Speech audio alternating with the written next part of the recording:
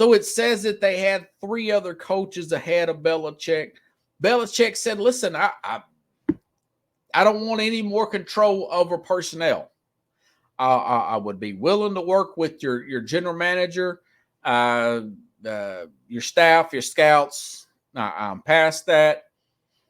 Let me do my thing. But Kraft says you never. Kraft told, and this came from the ESPN sources here. You never have a warm conversation with Belichick. And then it says, and it states that Arthur Blank likes that family-like atmosphere. The reason for the, I don't know, what do you want to say? The vial from Kraft about Belichick was there was leaking information to the media about certain things. And so that's one of the reasons why he simply gave Belichick a bad reference, saying you can't trust the guy. He's a cold guy. Belichick also, the reason why they didn't hire him, he's 70. By the way, it was his birthday yesterday. 72 years old. Happy birthday, Coach. And listen, all this stuff has been pretty much well known. I didn't get a chance to watch the documentary. I wanted to watch it, the Dynasty documentary on Apple TV. Kraft said he didn't have editorial control. He didn't like the way it really focused on the negative. Remember, you had the Deflategate, Spygate. You had Aaron Hernandez. You had some really foul stuff come out there. The Malcolm Butler benching in the Super Bowl. They really, emphasized on that, and it looked like this is coming out that, like I say, I tried to get on the Apple. The Apple, like always, I've always hated Apple products. I've never liked Apple. I had problems getting on there. I was going to pay for the service and watch it so I could talk to you all about it. And Apple being like they are, I had a problem doing it. I guess I was supposed to have Apple. Well, I don't have an Apple product. It was very difficult. And so I said, bleep it, forget about it. I'll just read the book. It was taken from a book here, but I haven't got a chance to read it. But I pretty much got, what it was talking about. All that being said, and I do want to add Belichick 29-39, according to this article here. And of course, I could do the math in my head. Since Brady left, he wanted to get rid of Brady. Butted heads a lot there.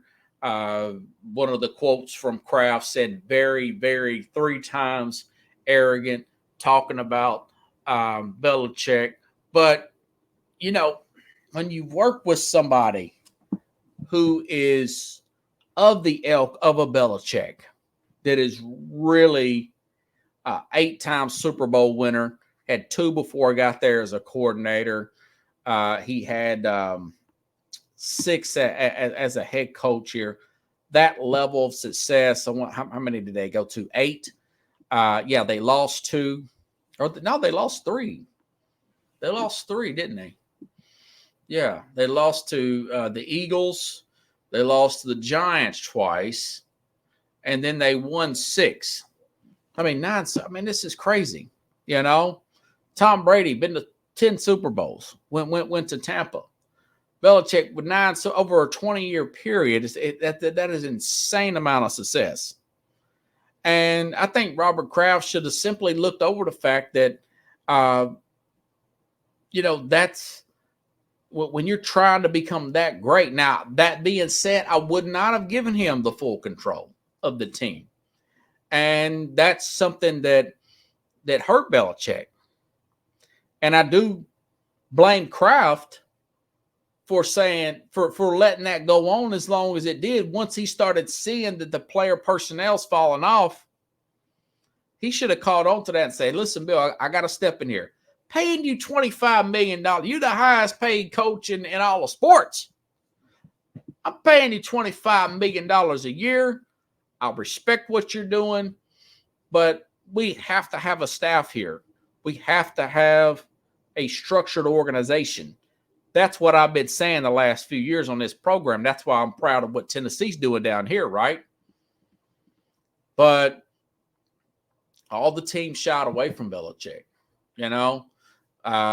This article also stated, listen, he's trying to just get that 15 wins so he can beat Don Shula's record. The guy is 70. He will be 73 next year. Now, if he was 62 turning 63, maybe you got 10 years left. But all that being said, Kraft is not totally, by the way, Kraft had the incident in Florida. I thought it was nonsense, but he had the incident with the massage parlor, and when his wife died, he's out trying to go out and be youth again and hang out with young people, hanging at a meat meal and all that stuff. But I guess my thing is Kraft he shouldn't have been. I think he's a little bit passive. Maybe he's a little intimidated by Belichick, even though he's the boss. He's the billionaire. I mean, why would you say you can't trust him? If you couldn't trust him, why did you fire him beforehand? So my sense is he was a little intimidated. He was a little too passive of Belichick, and Belichick became his home worst enemy. He got too much power, too much ego, and Belichick will probably has recognized that he made some huge mistakes there at the end. I mean, taking Matt Patricia, a lifelong defensive guy, and telling him to learn a crash course, him and Joe Judge, a special teams guy, on offense, and take a second-year quarterback and work with him. And let's just see if we can make this happen. I mean, not respecting that position at all, the development and the complexities of the quarterback position. That's a Bill Belichick, his own ego getting the best of him, But all that being said, I wouldn't trash the guy behind his back like that, what Kraft did. I would just tell Arthur Blank, hey, listen, I let more go than I should have, but I'm to blame on some of this stuff, okay? I should have picked up on it early on that Belichick was drafting players just because he knew the coach of the player rather than trusting the scouts. Remember N'Keal Harry? Keith, if you're watching, Keith Fingal, receiver from Arizona State, because he knew Herm Edwards, drafted over players like A.J. Brown, Deebo Samuel. Really dropped them. That's just one example, right?